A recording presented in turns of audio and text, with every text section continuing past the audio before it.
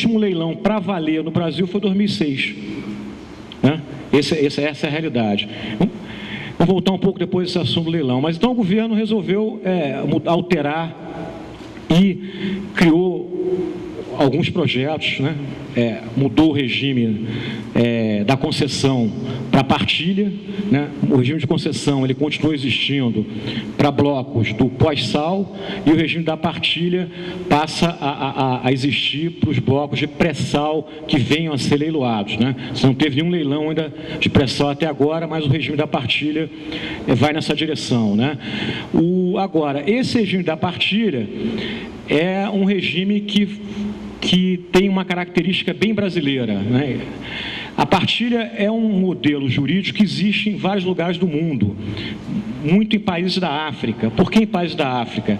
Porque eles têm regimes fiscais, tributários muito ruins. Então, a maneira de você se apropriar da renda petroleira, quando você tem regimes tributários e fiscais ruins, é você exigir que a empresa operadora dê petróleo ao invés de pagar imposto para se transformar na famosa renda petroleira, né? Então, no Brasil, qual é a diferença que foi colocada? É que o modelo da partilha do Brasil traz dois ingredientes que mostram, quer dizer, a volta de uma grande intervenção do Estado no setor de petróleo. O primeiro ingrediente é que, a partir do modelo da partilha, qualquer campo do pré-sal que venha a ser leiloado, a Petrobras tem no mínimo 30%. Quer dizer, então, ela pode ter até 100% do bloco, mas ela já entra com 30%. Então, ela vai ter 30% de todos os blocos de pré-sal que venham a ser leiloados daqui para frente. Além disso, você dá o monopólio à Petrobras da operação de todos os campos de pré-sal que foram leiloados.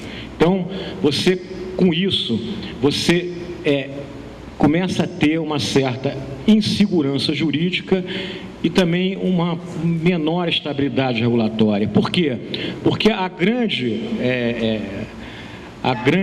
grande sucesso do modelo anterior é que ele dava um tratamento igualitário para todas as empresas que quisessem investir no Brasil e a ANP garantia esse tratamento igualitário. No novo regime da partilha, você cria um privilégio para a Petrobras. Quer dizer, a Petrobras ela tem uma posição privilegiada em relação às demais empresas de petróleo no Brasil. Bom, mas se mudou o modelo, você fez também uma capitalização da Petrobras. Eu lembro, na época, essa capitalização, na realidade, serviu basicamente para o governo aumentar a participação acionária dele na empresa. Foi uma capitalização completamente, que teve um insucesso absoluto em termos de capitalização. Dessa capitalização para cá, as ações da Petrobras só fizeram cair. Quer dizer, nesse momento, você pegar o índice Ibovespa, nos últimos 10 anos, a Petrobras nunca teve uma situação tão ruim como está agora, né? Se criou uma empresa aí, uma nova estatal, né? A PPSA, que não existe ainda, mas foi criada nessa reforma de 2010, né? E que se criou também um fundo. Agora, o que é interessante, e aí eu quero entrar na questão da nossa apresentação aqui hoje, nossa conversa, é que o Brasil, que vinha muito bem, dobrou a reserva, aumentou 150% a produção. Dessa mudança de marco regulatório para cá, o setor de petróleo no Brasil paralisou. Não se faz mais nada. Não se fez mais nenhum leilão.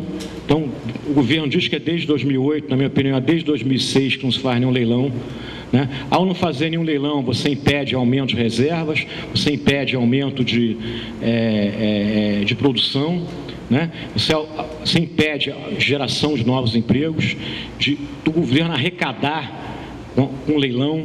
Eu fiz uma conta, eu tenho uma conta que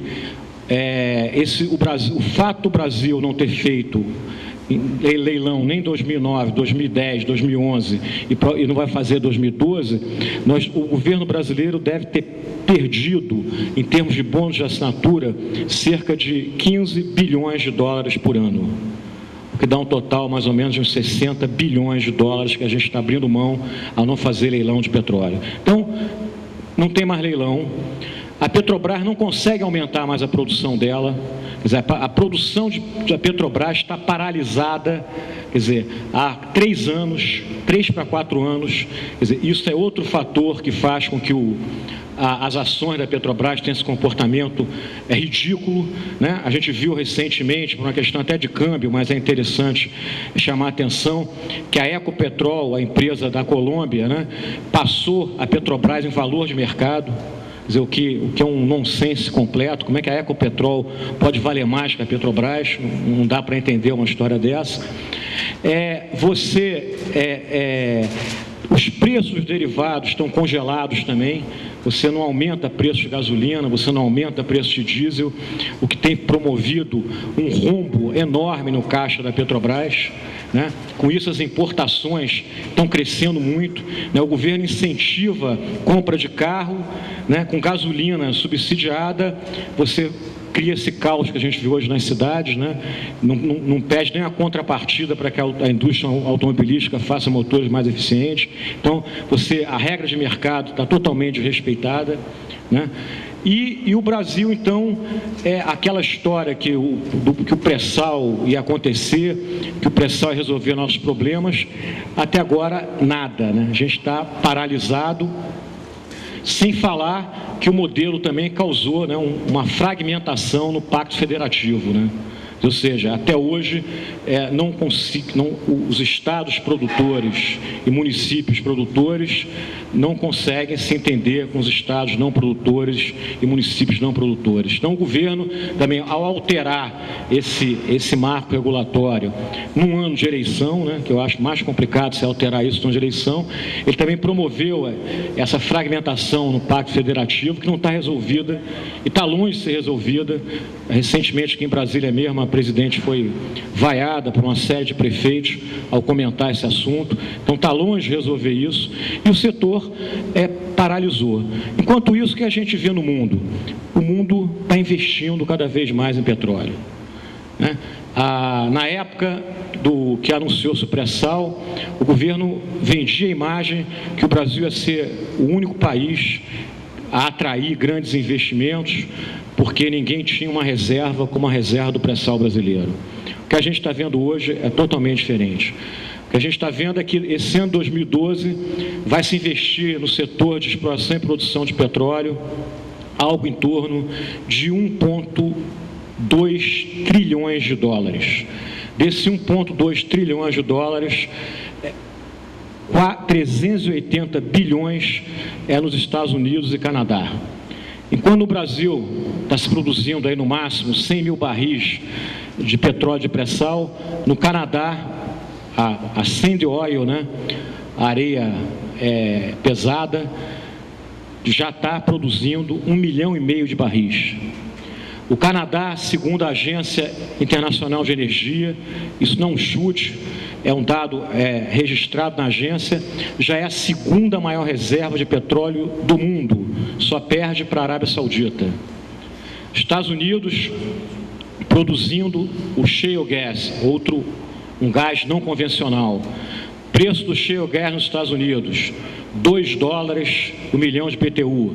Preço do gás no Brasil para o setor industrial, $16 o milhão de BTU. Então, os Estados Unidos começam o quê? A atrair indústrias de volta, começavam a ser uma grande potência energética. O governo americano, há muito tempo, entendeu que é mais barato financiar investimento para produzir petróleo e gás não convencional nos Estados Unidos e no Canadá do que financiar a guerra no Iraque ou no Irã. É mais barato e mais seguro. Então você está voltando aqui aos Estados Unidos a ser uma grande potência. Colômbia está cada dia atraindo mais investimentos na área de petróleo. É curioso, se vocês olharem a regulação da Colômbia, é a nossa regulação do modelo da concessão.